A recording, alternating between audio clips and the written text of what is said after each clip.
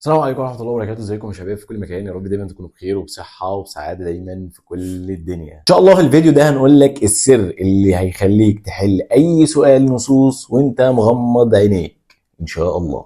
طيب بص يا نجم، عشان نبقى متفقين كده، امتحان العربي بيحب يلبس الطالب في الحيط بأسئلة النصوص، وخصوصا الاختيارات اللي تخليك تحس ان كل الاجابات صح، بس في واحدة منهم هي اللي صح بجد. طيب تعالى، يعني تلاقي السؤال كده جايب لك جملة من النص ويقول لك الجملة دي فيها ايه؟ تعليل ولا استدراك ولا اجمال بعد تفصيل ولا تفصيل بعد اجمال ولا تلخيص ولا استنتاج ولا شرح ولا توسع ولا توكيد ولا تعارض ولا تناقض وانت بقى واقف كده، هو انا داخل امتحان لغة عربية ولا في مصنع الغاز؟ مش عارف يعني. بس ان شاء الله في الفيديو ده انا جايب لك الخريطة السحرية، الخريطة السحرية اللي بإذن الله هتخليك تحدد المفهوم المطلوب في ثانية واحدة بس. صليت على النبي عليه أفضل الصلاة والسلام. طيب تعالى كده ناخد الموضوع واحدة واحدة وعلى مهلنا خالص. ازاي نحدد الإجابة الصح في الاختيارات من خلال النص؟ أولا لازم نعرف عندنا شوية قواعد كده بنمشي عليها وبننفذها. التعليل، لازم تبقى عارف يعني ايه التعليل. التعليل لو الجمله بتجاوب على سؤال بليه، لو حطيت ليه يبقى دي تعليل. زي لو قلت لك مثلا احترمت المعلم لانه بيعلمني، يبقى احترمت المعلم ليه؟ لانه بيعلمني. فالجمله جاوبت على ليه فاحترمته. ليه انت احترمته؟ لانه بيعلمني، فدي تعليل. طب الاستدراك، لو الجمله الثانيه بتصلح او بتعدل اللي قبلها بكلمة، زي لكن او الا او غير ان الى اخره. مثال: المذاكرة مفيدة لكن بدون راحة تصير مرهقة. هنا بنعدل الفكرة، تحس احنا بنعدل الفكرة، فده بنسميه استدراك. ايه استدراك؟ طيب نيجي الاجمال بعد التفصيل، لو الجملة بتلخص اللي اتقال قبلها كله في ايه؟ في كلمة واحدة او جملة صغيرة. زي لو قلت لك اشتريت اقلاما، اللي هو اقلاما يعني، ودفاتر وكتبا وكل ما يلزمني للدراسة. فالجملة الأخيرة هنا لخصت اللي قبلها، يبقى إجمال بعد تفصيل. طيب التفصيل بعد الإجمال العكس تماما، الجملة التانية بتوضح اللي قبلها بالتفصيل. زي ما اجي اقول لك سأذهب في رحلة، سأزور الأهرامات وأتمشى على الكورنيش وأزور المتحف. فهنا احنا هنا فصلنا معنى رحلة، يبقى تفصيل بعد إجمال. نيجي الجزئية التانية وهي الاستنتاج، لو الجملة الأخيرة هي النتيجة الطبيعية اللي قبلها، زي الدراسة بجدية تضمن لك مستقبلا مشرقا، إذا الاجتهاد مفتاح النجاح. يبقى الجملة الأخيرة ديت بتاعت الاجتهاد نتيجة للي قبلها، يبقى ده استنتاج. طيب التوكيد، لو الجملة التانية بتكرر نفس المعنى عشان تثبته، وعادة فيها كلمات زي إن وقد وبالطبع وحقا وبلا شك. طيب زي لما اجي اقول لك العلم نور وبلا شك هو مفتاح المستقبل، فالجملة التانية دي بتأكد الأولى، يبقى ده إيه؟ توكيد. التلخيص، لو الجملة الأخيرة بتعيد الفكرة لكن بكلمات أقل، زي لو قلت لك تحدثنا عن أهمية الوقت وأثره على النجاح وكيفية استغلاله، وباختصار الوقت هو الحياة. فالجملة الأخيرة هنا لخصت كل اللي فات، يبقى ده تلخيص.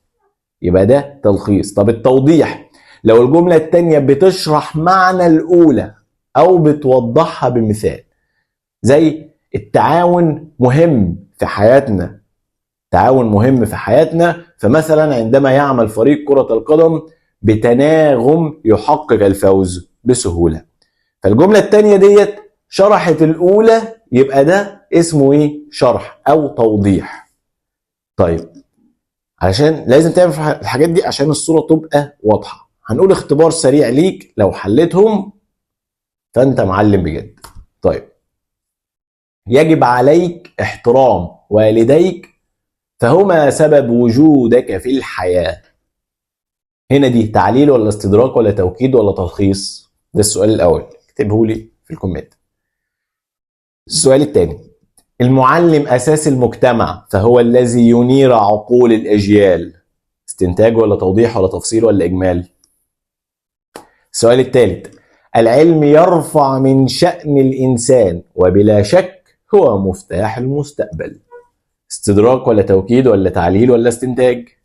السؤال الرابع، الحياة تجارب ودروس فمن لا يتعلم منها يظل تائها. تفصيل ولا إجمال ولا استنتاج ولا تعليل؟ جرب تحلهم ولو احتجت مساعدة أنا هنا. نيجي نتكلم في نقطة كمان وهي إزاي نفرق بين 3 حاجات بيبانوا متشابهين قوي، اللي يعرف يفرقهم يبقى معلم. إزاي تفرق بين النتيجة وباقي الخيارات زي الاستنتاج والتعليل؟ خد بالك، النتيجة الجملة التانية لازم تكون حاجة بتحصل بسبب اللي قبلها وكأنها رد فعل مباشر. طب الاستنتاج حاجة بنستنبطها بعقلنا من الكلام، مش شرط تكون حدثت فعلا، احنا بنستنتجها. طب التعليل الجملة بتجاوب على ليه او علشان، يعني السبب مش النتيجة نفسها. طيب هنقول برضو شوية أمثلة علشان نوضح المعنى أكتر ونثبته في دماغ حضرتك. طيب عندنا أول حاجة هنبدأ بيها التعليل. لما أقول لك أحترم والدي لأنهما ربياني على القيم، يبقى أنا ليه بحترمهم؟ لأنهما ربياني على القيم، فدي تعليل. فدي تعليل. طيب لو خشينا على الاستنتاج، من يذاكر بجدية يحقق أعلى الدرجات. إذا الاجتهاد هنا مفتاح الإيه؟ مفتاح النجاح. إذا الاجتهاد مفتاح النجاح. يبقى هنا أنا بستنتج المعلومة الأخيرة من اللي قبلها. الجملة كلها من يذاكر بجدية يحقق أعلى الدرجات، إذا الاجتهاد مفتاح النجاح. أنا المعلومة الأخيرة ديت استنتجتها من الإيه؟ من اللي قبلها، فده استنتاج. طيب لما أجي أقول النتيجة، ذاكرت بجد فنجحت بتفوق. النجاح هنا حصل بسبب المذاكرة، يعني رد فعل ايه؟ مباشر، فده بقول عليه نتيجة. طيب التحدي الكبير ليك، اختبر نفسك. مارست الرياضة يوميا فشعرت بالنشاط. مارست الرياضة يوميا فشعرت بالنشاط. نتيجة ولا استنتاج ولا تعليل ولا إجمال؟ ده الجزء الثاني من الأسئلة. طيب السؤال الثاني، العلم نور يهدي العقول، إذا طلب العلم ضرورة. طب ده نتيجة ولا استنتاج ولا تعليل ولا توكيد؟ جاوب. السؤال الثالث، احترم أصدقائك لأن الصداقة كنز لا يفنى. نتيجة ولا استنتاج ولا تعليل ولا تفصيل؟ جرب تحلهم ولو احتجت مساعدة أنا هنا. طيب دلوقتي نقدر نقول مبروك.